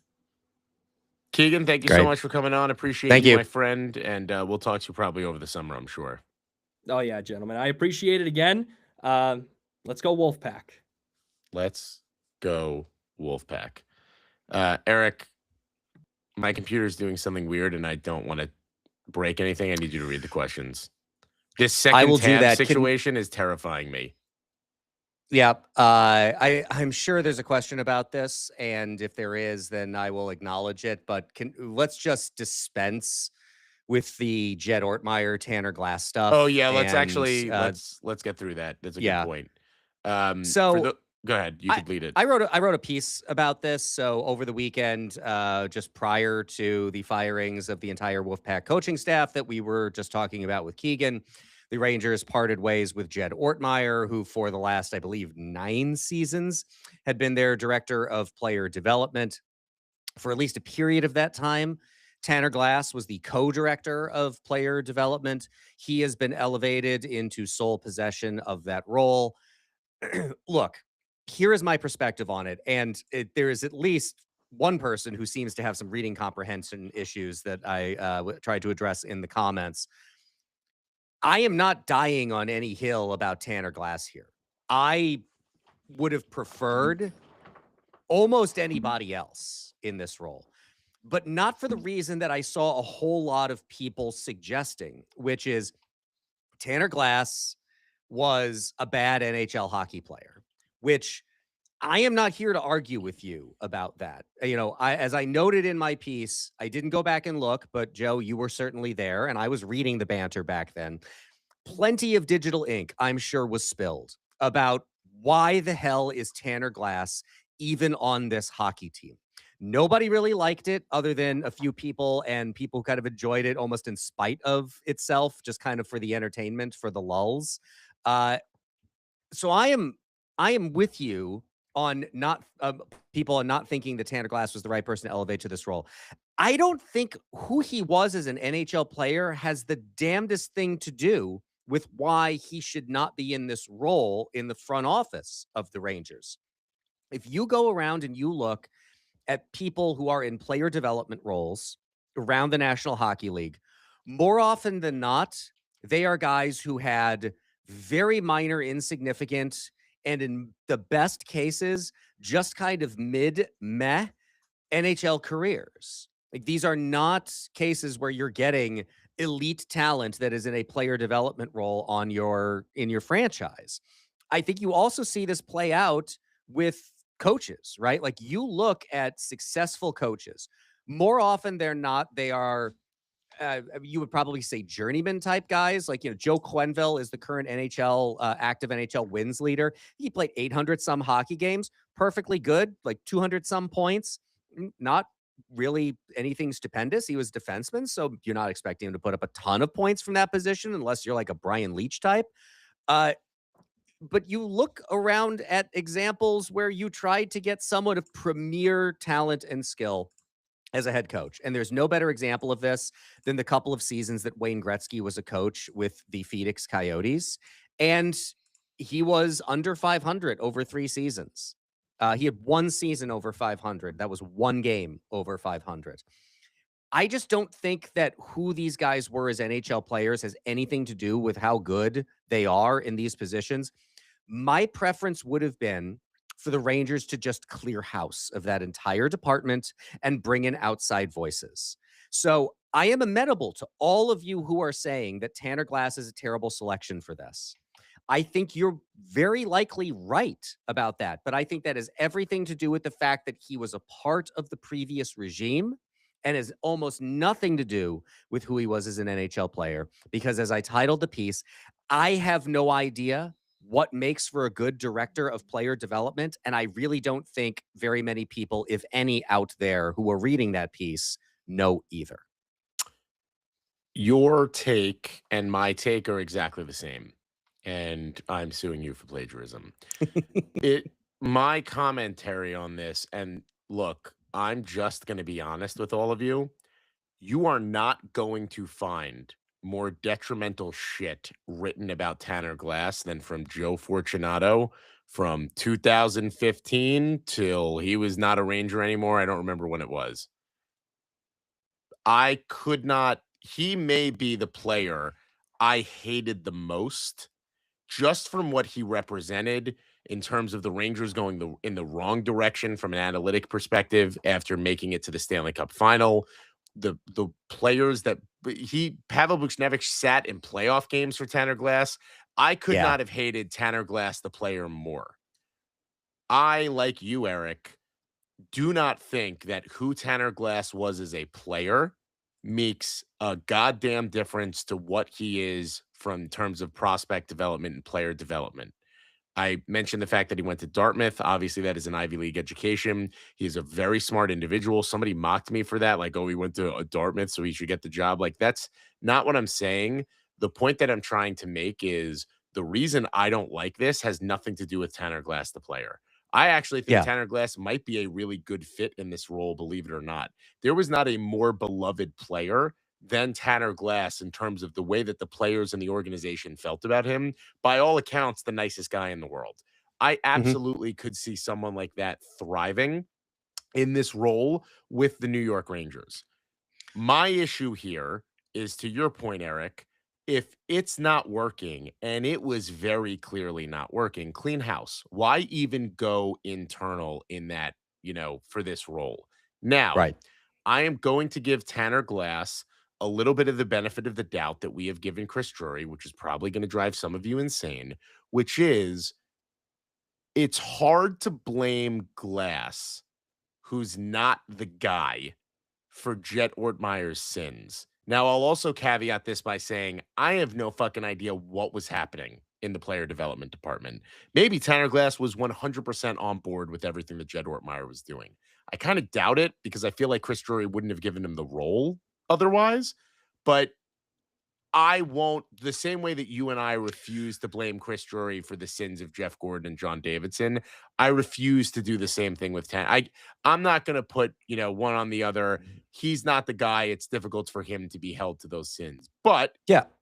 I am absolutely in favor of corporal punishment in this situation. Of Yeah, just like, yeah, you know yeah, what? yeah. Nobody, just like in Hartford, would not have made sense Just to fire clean it. right. Just clean the whole thing up and go. It has nothing to do with Tanner Glass, the player. Zero. I Yeah. really don't think that matters. Yeah. No, I think that is right. I have to assume the logic would seem to suggest, especially if they were in co-director of player development positions at the end there, that in the conversations, Tanner Glass made an argument for, I would do this, that, and the other thing differently. Correct. Maybe that's not the case. Like, look, I am more amenable to Chris Drury doesn't know what he's doing than I have been at any point in the past. We've talked that to death. We're not going to do it again here right now, but maybe it's just the case. But I would think the logic would suggest that in whatever conversations were had, he suggested, like, I think we should do this differently. Like, if you have that put in front of you just as a situation, like, we're getting rid of this guy. We're now interviewing you essentially for this job. What would you do differently? You got to have an answer to that. And again, answers to what this role does have been all over the place. Everything from is just like they're there to help guys figure out how to be a pro, more from the like a holistic sense than a how do you maximize your skill sets and turn into the best possible player. Again, so much of this is opaque. Again, as I wrote in the piece, it's not like these jobs are listed on Indeed and you know what the qualifications are that they're looking for. So we're all kind of stabbing in the dark at all of this. We're all just kind of guessing at what these people are actually going to do. So look, I am here for the possibility that Tanner Glass is not the right guy. I just don't think it's for the reason that a lot of people were suggesting. So, and Nicole did have a question to this effect. So, Nicole, I see your question. A lot of you got into the back and forth of the comments about it.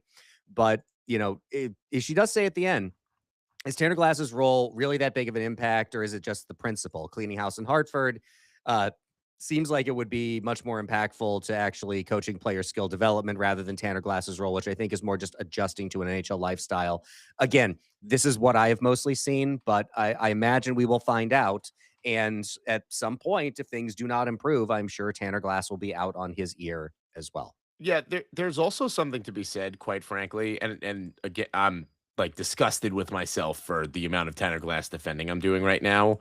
There is something to be said for somebody who literally you either die the hero or live long enough to see yourself defend Tanner Glass. There is something to be said for a player, and Jed Ortmeyer fit this caveat as well, to be fair, for somebody who legitimately pulled themselves up by their bootstraps to get to the NHL level, like not an NHL talent. By no means is Tanner Glass an NHL talent. By no means was Jed Ortmeyer an NHL talent. There's something to be said for them, having careers in the NHL, longer careers in the NHL than they probably deserved. Sticking, yeah. I don't love it. I don't think it's an unmitigated disaster. If the Rangers sign Tanner Glass to a contract to play in NHL hockey games, I'm right there with you to burn the entire fucking thing down. That's not what this is. And I do think we need to be a little bit more realistic when we're having these fights, if you will, that you're able to remove Tanner Glass, the player, from Tanner Glass, who is asked to be in this role. And I was going to bring up Gretzky, which you did. There is no better, hey, it doesn't necessarily translate into exactly what you think it is than the greatest player of all time by the widest of margins being a coach, a one and done coach that was just not, impactful in any way. In that sense, and again, I'm talking about coaching now and not director of player development roles. I think there is something to be said for those kinds of mid-level players being better coaches than guys who come by a ton of skill naturally. Because those guys who had those journeyman careers, who really had to work to stick in the NHL, who had to take the natural talent that they were blessed with and really had to work to maximize it in order to become a professional, have something to communicate about how to play the game, about how to approach it, about how to put something coherent together, then I would think a guy like Gretzky. I'm not saying Gretzky didn't work. I'm sure his work ethic was impeccable. But when it's up, like the guy was putting up 200 plus points as like a child, right? Like in a fraction of the game. Go look at his like junior stats. They're insane. How much can a guy like that it comes that naturally to communicate it to others? When it just comes naturally to you, how easy is it to communicate it to other people? So I do think that the coaching part of it is pretty revealing. Again, I don't even know necessarily how applicable that is to this role, because again, as Nicole suggests, it does seem like a lot of that role is about adjusting to the NHL lifestyle, more about maximizing individual skill sets, which would seem to come to me as something that comes out of practice, that comes out of the way that the team that you are on is coached. So again, we will see, but it's I don't love it. I don't even like it. I don't think it's a great decision, but I do not think it is the end of the world, and I don't even know that it's all that impactful. Yeah, So I just don't know. I don't know why you don't start fresh. I have no idea why that's the bigger you point. make the decision Yes. that you're like forget Tanner agreed. Glass, put anyone's name in there. I don't care who the the co-player developer is. It doesn't matter to me. I don't need that like conjoined situation. It just doesn't make sense. So many things have not gone well. It'd just be better to start over, but correct. it is what I it agree. is. Another question from Nicole Vitale. Seeing the Montreal Tampa Bay Lightning and Colorado Minnesota series back-to-back on Sunday, showing polar opposite play styles, which do you prefer watching? Low scoring, tight checking with lots of physicality, or fast-paced, high-scoring, wide-open play? Prefer watching is an interesting way to phrase the question to me. The latter, like the Colorado Minnesota game, like to have like a 9-6 game in a playoff game is insane to me. Yep. That was wildly entertaining hockey. And I think both of those games, if you're a fan of one of those teams, they're nerve-wracking in completely different ways. If you looked at that and just absolutely insane, Montreal won that game with 9 shots on goal. If you ever needed evidence that team is now being run by the former general manager of the New York Rangers, winning a playoff game with 9 shots on goal is absolutely the best evidence that is the case. I think they're both entertaining to watch in their own. They're both interesting to watch in their own ways.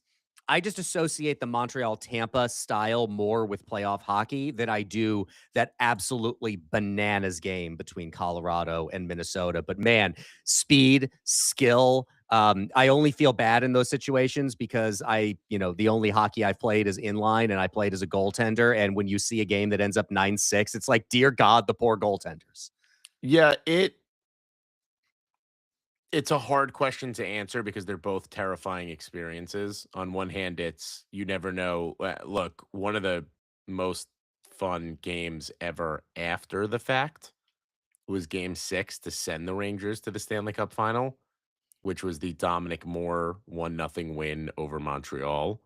And Henrik Lundqvist was a god in that game and made the quintessential save of his career, that like windmill drop the stick blocker save on a Dan Girardi deflection, I believe, on his own net. Yes, correct. That is I've never experienced like an out of body moment the way that I did in the Garden at that game of just the pop of the Dominic Moore goal was so worth it, and you don't get that in a 6-9 game. But on the flip side, every shot is just absolute agony. And from an enjoyability perspective, like if I'm just watching something, I want to watch the 9-6 game more than anything else. From a Yeah. to experience game, I guess the 9-6 game, none of them are pleasurable for me. I've made this clear. They're I've both made this playoff joke games. numerous times. I don't enjoy playoff games. I have zero. They terrify me. They are horrible. My heart rate was 140 beats a minute as I watched the Rangers lose the draft lottery. I've actually gotten like Apple Watch warnings during playoff games of like, you need to go to the hospital because you're not moving and something is wrong with you, that your heart is beating this fast. So I have no, just no enjoyment one way or another. As an outside observer to a playoff game, I would rather watch a higher scoring game. There is an appreciation as a hockey fan to what a 1-0 game would be with spectacular goaltending. We saw a ton of it with Henrik Lundqvist. I get it. But yeah, I'd rather see the goals. Chip, we've already addressed this a bit, but have you ever seen anything like that Toronto presser? Holy fuck balls. I mean, just to go back to that, because we were sort of in the moment, when I was a young lad, I was a sports writer for a very small newspaper out of Northern Connecticut. I'm going to save myself from getting in any trouble. I'm not going to give specific names. There were a couple of reporters, of an older guy and another guy who was fresh out of college like me. One of them wrote for a rival newspaper. One of them wrote for a daily like magazine thing, or maybe it was a weekly magazine thing. I'm not sure.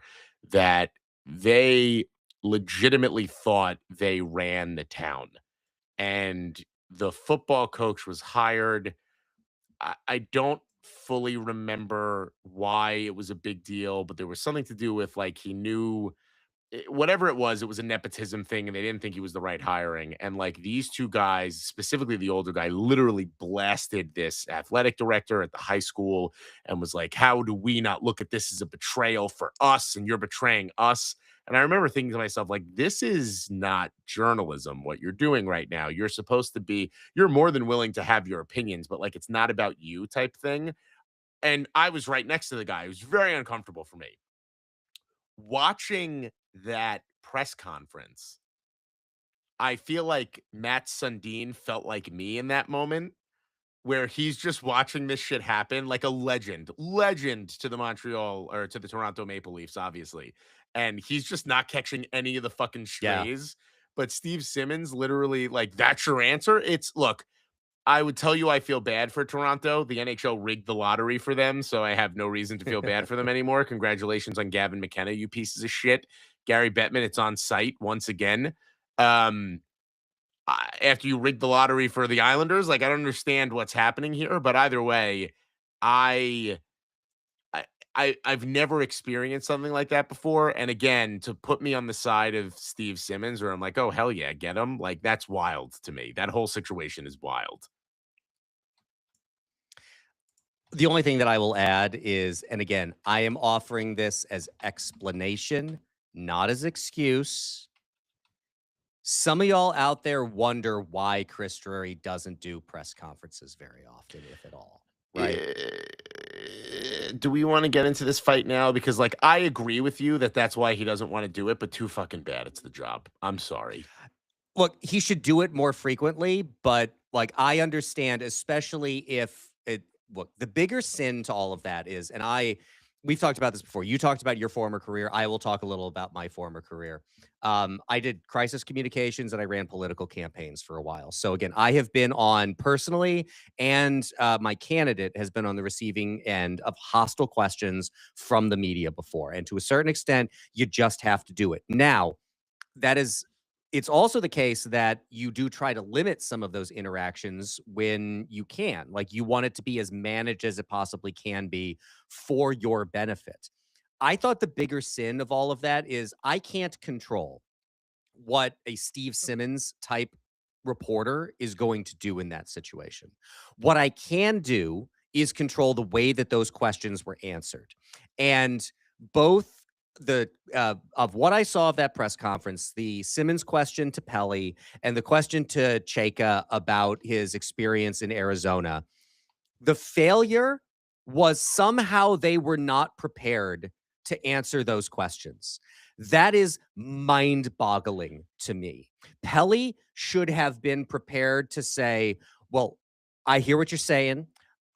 Let me tell you why I made this decision, why we think John is the right guy for this job. And then you give all of those reasons. That is a very easy pivot off of that. And for Chayka to not have a prepared answer about his only previous experience as an NHL general manager, which ended ignominiously, including having conducted a private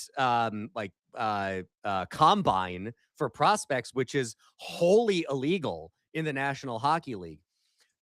He stumbled over that answer. I don't know how either of those guys came into that circumstance thinking that they just weren't going to get asked questions like that without having answers prepared. Especially in Toronto. Especially in Toronto, without having brought in some kind of a consultant to teach them, like, you know, I tell people this all the time in my current line of work, which is if you're ever being interviewed, and I'm even talking about far less hostile style interviews, if you just do podcast interviews, occasionally you will get asked a question that you just don't have an answer to, or don't know the answer to, or don't have a good answer to. And rather than saying that, the thing to do is just say, you know, Joe, that's a really interesting question. But what I think the more interesting question is, and then you just talk about whatever it is that you want to talk about. My consultant friend of mine calls it the block and bridge. You block the question that's been asked to you and you bridge it into something that you want to talk about. It is incredible to me that neither of those guys were prepared to answer this question. So again, I don't really want to get into it, but back to Drury just for a moment. I think he understands he's not very good at that. He's just not all that personable. He's not good in those situations. I think it is necessary for him to do it at least occasionally, which is where I will agree with the reporters who have been complaining about the lack of access there. He needs to do it more frequently than he's doing it. But if I were in his position and understood that that was not really in my skill set, I also would try to minimize the number of times that I'm doing it, just for that reason alone. Or the better solution, I still think, would be to divide up the general manager and president of hockey operations roles and have one of those people be more media savvy so that they can go out and answer questions, and then Drury doesn't have to do it. Yeah, the last thing I'll say on this, because we don't have to harp on it anymore, you have a hard out in 5 minutes. I don't anymore, so we can keep going and wrap this up.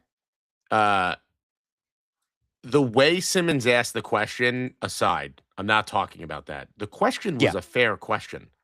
Yes, agreed. So, you know, there's a much less dickish way for him to answer it didn't or need to to ask be it, so so absurdly offended by the question, right?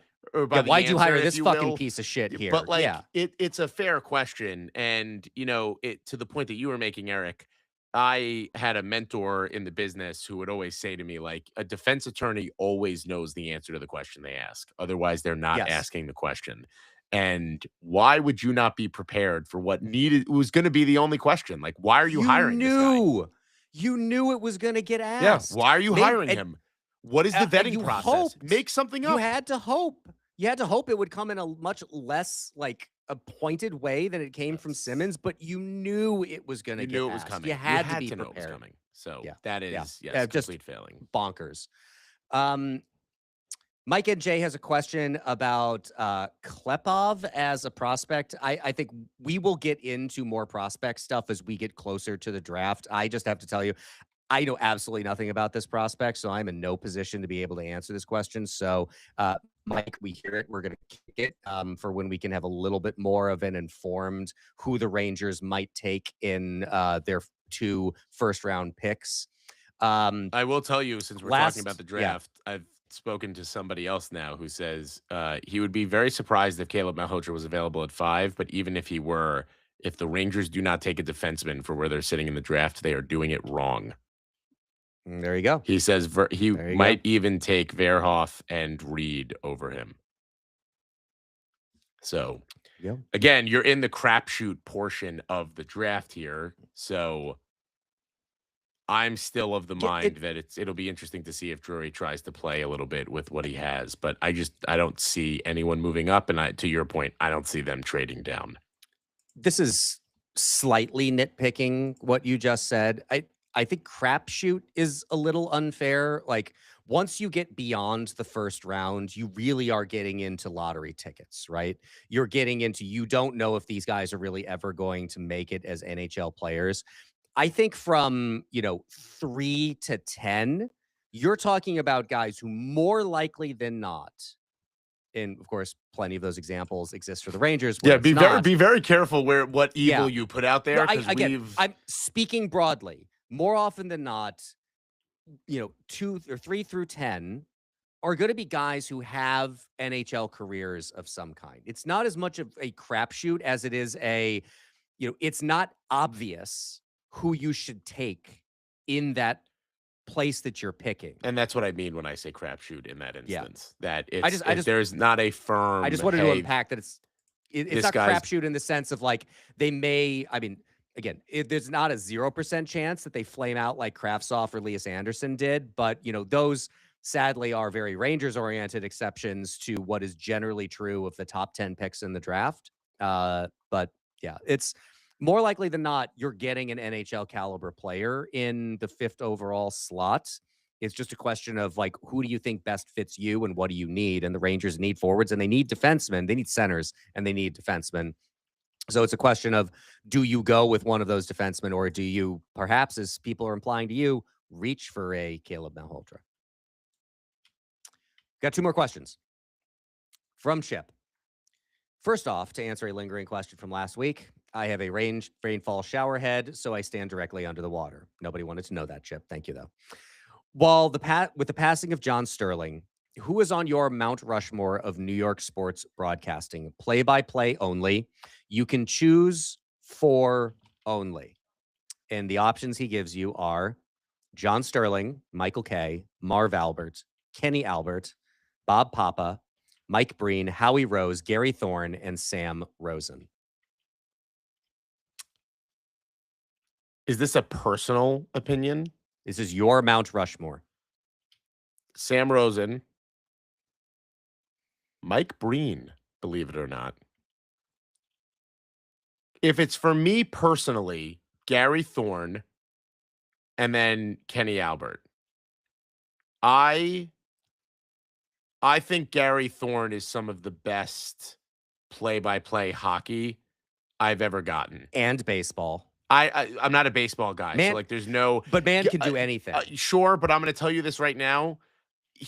Baseball is a fucking waste for him. It is not exciting or fast enough to bring out the best of any broadcaster. Oh, I disagree with that, and I will give you a absolute pinpoint example. You can go on YouTube and you can find the Fox broadcasts of the 2001 World Series, games 4 and 5, the 2 games that the Yankees tied with home runs in the bottom of the 9th inning in consecutive nights. And you can find the Joe Buck calls. And I am somewhat of a Joe Buck defender. We can get into this a different time, but this was in an era of Joe Buck where he was far too understated.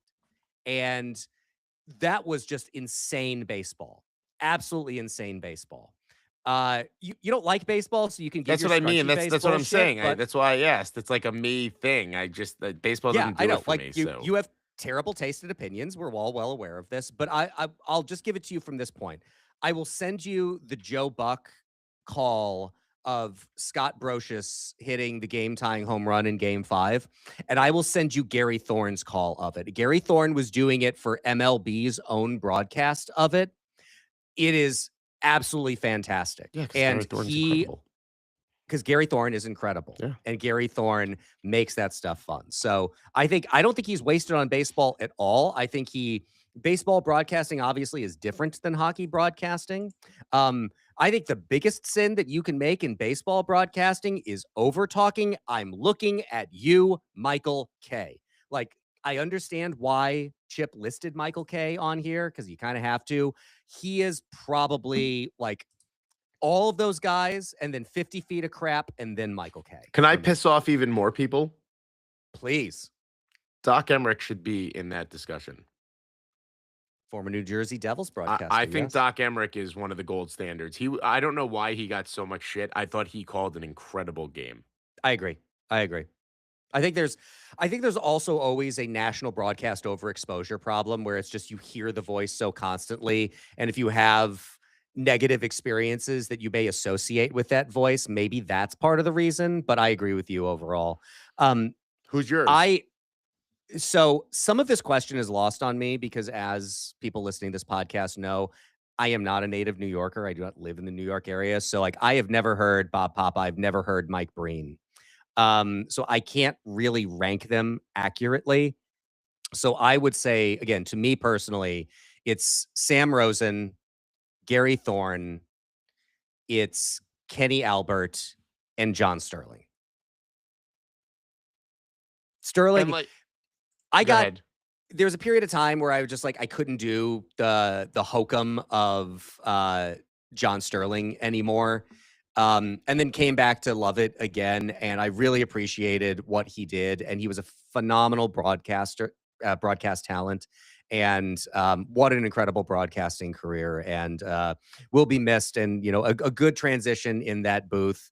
But it had gotten to the point, just to kind of emphasize what I've been saying before, there was a point in time where I would mute the television broadcast with Michael K, and I would sync up the radio broadcast through my phone with John Sterling because I would much rather listen to them than Michael K's verbal diarrhea.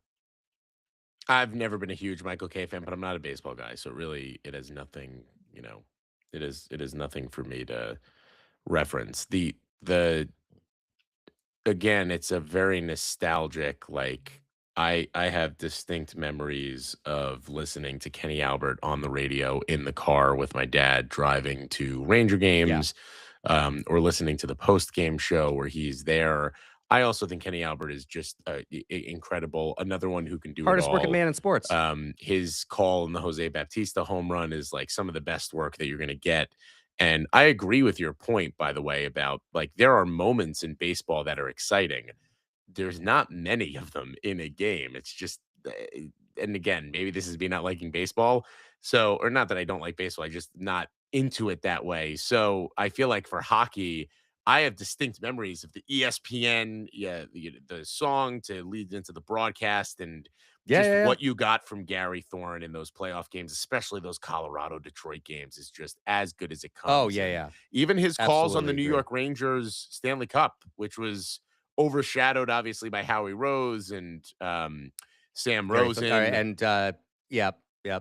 But you know, he's the guy who does on a warm June night when they win the Stanley Cup, and some of his calls, it's just Leach open net score like that. I have distinct memories of those calls, and I just wish he was back. And he's doing Baltimore Orioles, if I'm not mistaken, right? That was several years ago. He was. I think this was around COVID when he stopped doing Orioles games. Although the one thing that I always found to be unfortunate is you never hear Gary Thorne's call of the Stefan Matteau overtime goal, and there's a reason for that.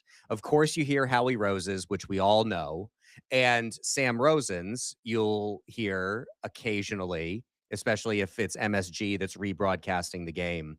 But the reason you almost never hear Gary Thorne's is he said the curse is over after Matteau scored to send them to the finals, which of course the curse had nothing to do with not getting the Stanley Cup final. It had to do with not winning the cup.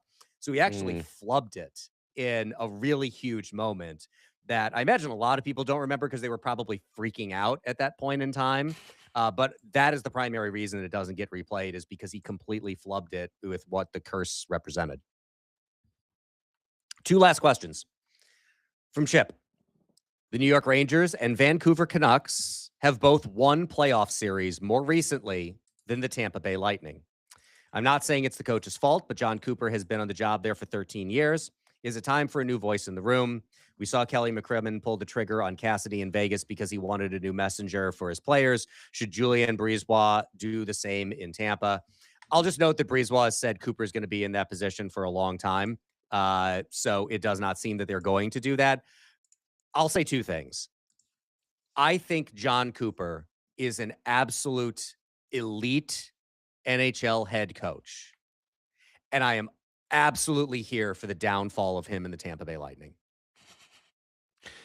Yeah, I also think this is a premature, and obviously Chip is doing this for a reason, to draw a discussion. I'd be really hard pressed to not be beside myself that I lost the game 7 in which I held the opposition to 9 shots on net. Sometimes the puck just doesn't go into the net. Sometimes it does for the other team. And that definitely can be frustrating. I don't know how you upgrade yourself from John Cooper. Agreed. Yeah. If John Cooper It's like- became available, you'd have to have a meeting about firing Mike Yeah. Sullivan to hire John Cooper. Yes. So, and if it's- and Sullivan is one of the few coaches where I think it would be legitimate to come to the conclusion after having the meeting that you're going to stick with that Sullivan. you're going to keep him. But right. like outside of Sullivan, Bednar, anybody else? Like, is there anybody else that you would say that it wouldn't be reasonable to come to that conclusion that you should stick with the guy over Cooper if Cooper were available? Yeah. I don't know that there is. There's probably not. So Tampa obviously is a very well-run organization and a very well-run, I was going to say program. They have their shit together. I don't think they're a team. And again, Chip, I know you're not being completely serious when you ask this question. I don't think they're a team or an organization that would make a shocking decision like that. It's just hard when you get to, it's kind of like Steve Kerr on the Golden State, where it's like when he wants to leave, he'll be leaving. Other than that, I don't really see that turning into anything else. Last question from 84 Jorts. As you go through the letter grades for the team and staff, how close do you feel the Rangers are to being a competitive team?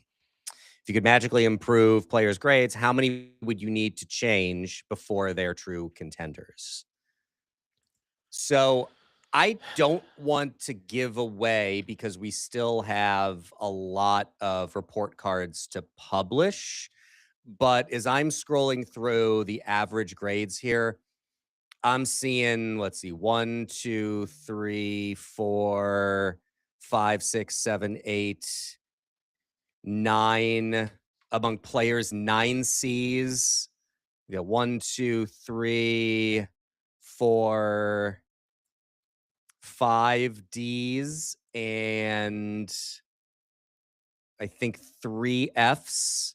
So I think you've got to upgrade, like, you got to get all the F's gone, and you've got to upgrade 2/3 of what is remaining in order for us to have a serious conversation about being contenders.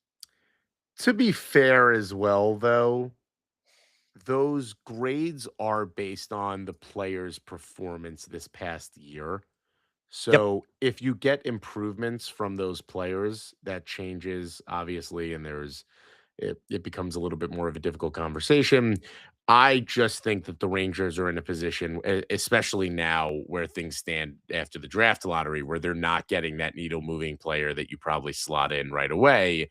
Now you roll back to the next problem the Rangers have, which is, okay, there's no immediate solution on the horizon for this year that doesn't come for free, right? So because you're not getting McKenna or Stenberg, you're now relying on either McDavid, Matthews, and like this is another thing we were going to talk about, how Matthews, is not sure he wants to stay in Toronto. Does this change his opinion on things now that Gavin McKenna is coming? Brady Tkachuk certainly seems like he's not going anywhere in terms of the Ottawa Senators right now. Jason Robertson, I think, is a pipe dream of pipe dreams, quite frankly, where things stand with It does Dallas. sound like Dallas is moving in the direction of Friedman was talking about this, that they are going to move things in order to sign Robertson, which of course was the obvious answer to this all along. And like, oh, it might cost you Maverick Bork. Maverick Bork's a fine player. But yeah, you re-sign Jason Robertson. Of course you do. Yeah. So like with the exception of those big ticket items occurring, there's no instigating event that puts the Rangers in a position where they're going to be wildly more competitive next year. They may be a playoff team next year. It's entirely possible that they can figure that out if JT Miller doesn't play hurt. And I just think that where my antenna's up right now, and I've had about an hour to react or to calm down from the Rangers getting the worst mathematical position they could have gotten in the draft lottery, is does this change how Chris Drury looks at Vincent Trocheck, how this looks at him trading Braden Schneider? Is he not going to try to accelerate the timeline maybe that he would have if they got Gavin McKenna or Stenberg? Is he going back to the retool over rebuild, but we all know it's really going to be a rebuild situation? I think he's going to toy with some options. It would surprise me if he didn't kick some tires, specifically with San Jose. Like if I'm San Jose, I actually might be wooed out of the second overall pick if I could get the Rangers' 5th overall pick and then some really nice assets on top of it, simply because they really don't need the forward help. They'll take one of the defensemen that's left there, and then maybe they get something for their trouble. I just don't know if the Rangers have anything that they're going to be particularly interested in. And the optics of trading a second overall pick, even if you're getting the 5th overall pick back, generally is not looked at favorably. So again, there's only 2 tier 1 players, and the Rangers don't have a shot at either of them where they're sitting. So I don't know why San Jose would give that up. A lot we could talk about next week as more of this shakes out, but is worth reminding people that Schneider had been connected to San Jose earlier this season around the trade deadline. So crazier things could happen. It's absolutely true. Eric, I think we can end it there. Yeah. We got, I'm going to 2 hours this now. Yeah, 2 hours. Wow, good for you guys. $1.56 here. $1.56 for all of you. Blueshirtbanter.com, $85 a year. Get you all your ad-free access to the New York Rangers. You can read that article that Keegan was talking about. We have report cards coming up. I have my weekly column. There's tons of good things on there. Chip has a couple of my trade proposals suck. Chip has a couple of stories on McDavid, maybe one on Matthews. We'll see where this goes. So you can read all of that there. Blueshirt Banter, youtube.com/Blueshirt Banter, Facebook.com/Blueshirt Banter, X.com, I guess, /Blueshirt Banter, BlueshirtBanter.com/Blueshirt Banter. Please listen to us, subscribe to us on Spotify, Apple, wherever you get your podcasts. Leave a nice comment, 5 stars. We appreciate all of that. Outside of that, Eric, I have nothing else to say. Nor do I. Thank you all for being here. Thank you all for joining. We will see you next week. Bye for now.